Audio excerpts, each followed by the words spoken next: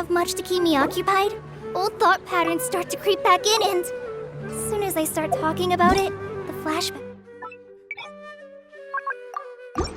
starts.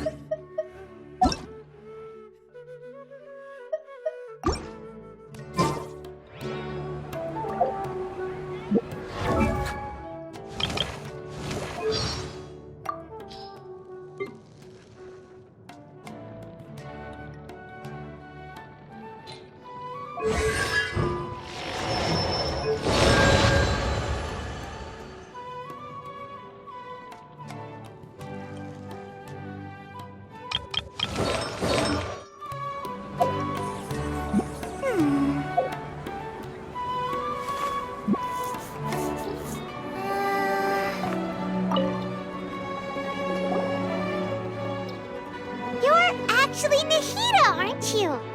Paimon felt like Catherine was acting weird when we met at the Sub-Zero's festival. And Dunyarzad, did you save her? It's a really long story. We shouldn't disturb her. Her consciousness is still weakened. Let's chat somewhere else. How about by the Traveler's favorite bench?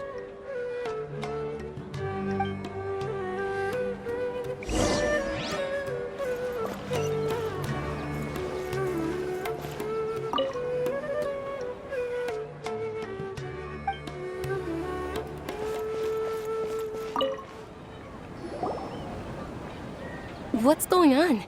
Why are you two so excited to see me? Hasn't it only been a night? It's actually been much longer than that. Oh? Strange. Was I really asleep that long? No wonder I have such a headache.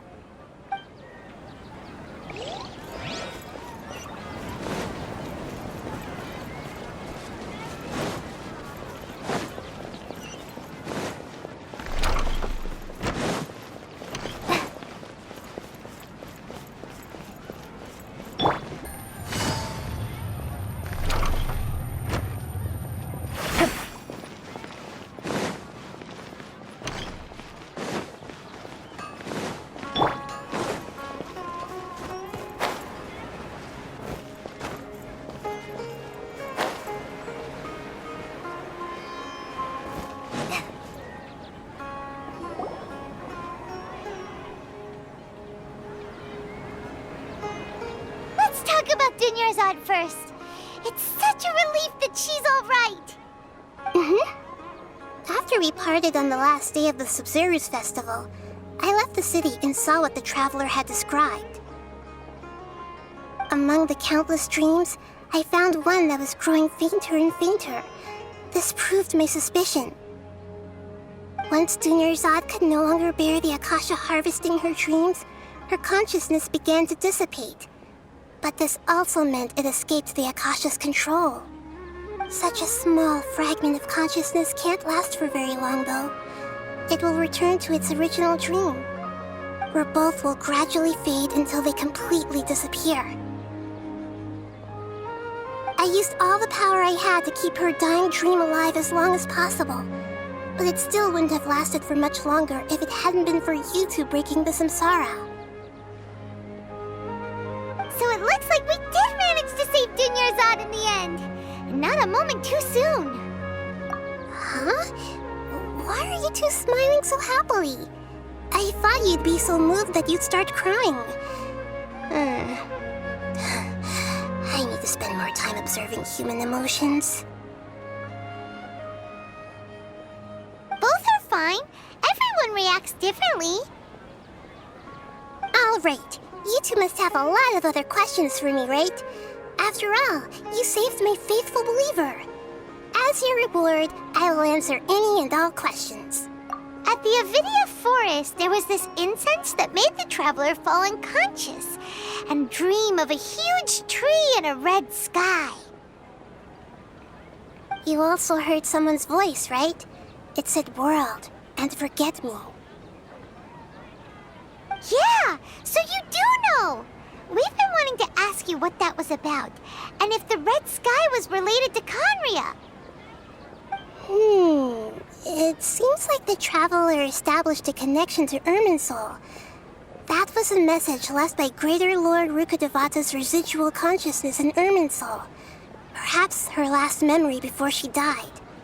As you two probably know, Greater Lord Rukkhadevata disappeared after the disaster in Conria. The timings of these events do line up, so your suspicions are reasonable.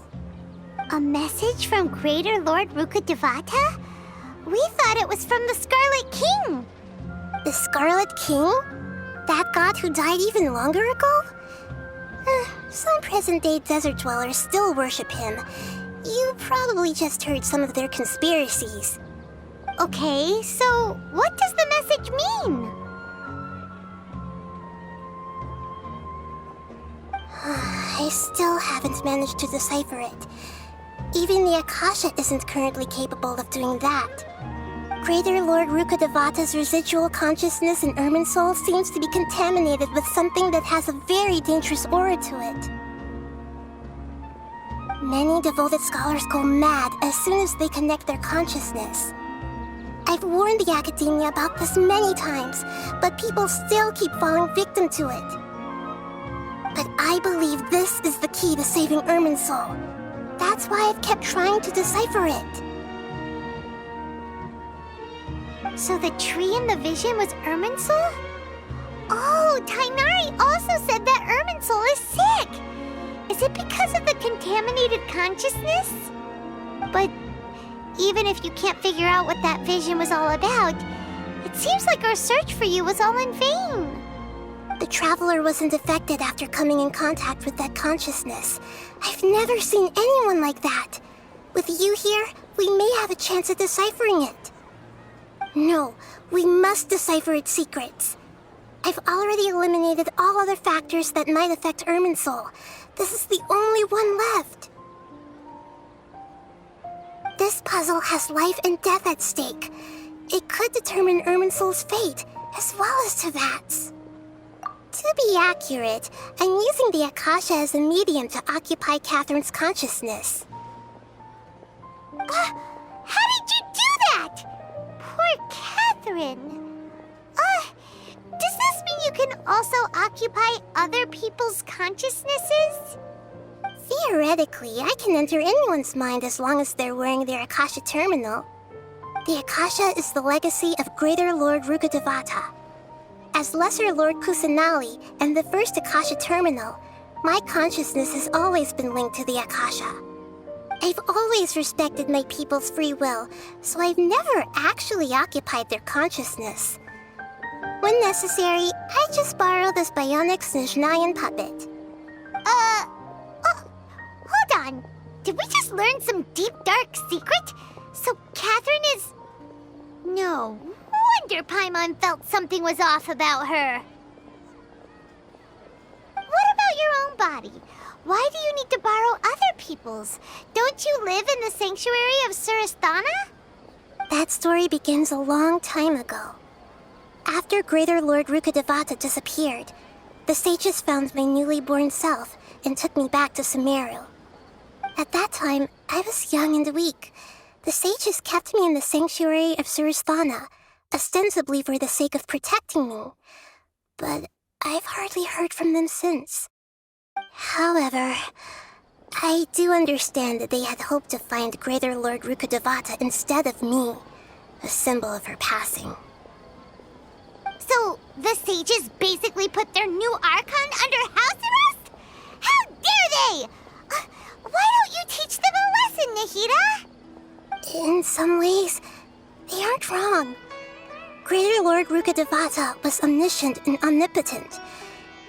Even after her death, the Akasha is still empowering this nation. And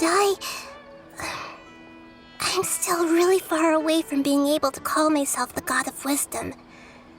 Moreover, the academia is also more proficient at governing this country. My existence has little meaning. Yeah, you got a lot of believers. Just look at the Sub-Zero's festival. Everyone who showed up truly loves you. Thank you for the kind words. But I honestly don't need physical freedom as long as I can connect my consciousness to the Akasha. Trying to find a way to save Irminsul is my life's mission and top priority. I will work on that, and try to live up to being a deity in the meantime. Every once in a while, I will also take up the duties of the God of Wisdom and enlighten a lost soul here and there. Doing all that should be enough. There has never been any big problems with the Academia's governance of Sumeru. This is the first time I've seen them step out of line. I wonder what caused them to go down this path, and what they hope to achieve. Even though the city's residents haven't noticed anything strange, if the Traveler hadn't broken the Sub-Zero Samsara, the situation could have become dire. I tried to do some investigating in the Akasha, but I couldn't find anything suspicious, and all the people of interest seem to purposely avoid wearing their Akasha terminals. I think they're deliberately trying to hide something. Oh, that reminds Paimon. In Gandharvaville, there was a sage who had invited Tainari to join some kind of project. Could it be related? Regardless, I need to first investigate the sage's motives, make things right, and punish them if needed. But I'll have to be discreet, or they'll see me coming. You mean how the Akasha stops you from having dreams? Yeah, it's been such a long time. No one's noticed something's up? It's not that no one noticed. It's more like no one cared. Ultimately, it's all rooted in the sage's misdirection. Misdirection? The sage has convinced everyone to believe that being unable to dream is a sign of rationality and wisdom. Not dreaming is a badge of honor in Sumeru. Even if the truth is that their dreams are being reaped by the Akasha. With their propaganda in place, the sages can maximize their use of the Akasha to facilitate their research. Besides, Greater Lord Rukkhadevata must have created the Akasha in the hopes that it could be used to its full potential. That's why I've never come out strongly against this. Anyway, the perspective advocated by the sages drowned out any voices of doubt. By now, even those who never use Akasha terminals find it too shameful and embarrassing to talk about their dreams. Got it! I hope my answers were satisfactory, seekers of knowledge. To be honest, maintaining Dunyarzad's fading dream took a lot of mental energy. I think I may need to rest for a while. Oh, and you don't need to worry too much about the sage's activities for now. The Akasha won't be able to conduct another project on the scale of the Sub-Zero Samsara in the immediate future. Go and get some sleep. Leave everything to us. What a relief. This is truly the most exhausting birthday I've ever had. Traveler? Paimon? Why am I here? Do either of you know? Maybe you were sleepwalking. You know you can't wake up a sleepwalker. We happened to walk by, so we thought we'd wait for you to wake up. I see. Huh. I should visit my maintenance personnel sometime. Oh, I'm fine. I better go. Thank you.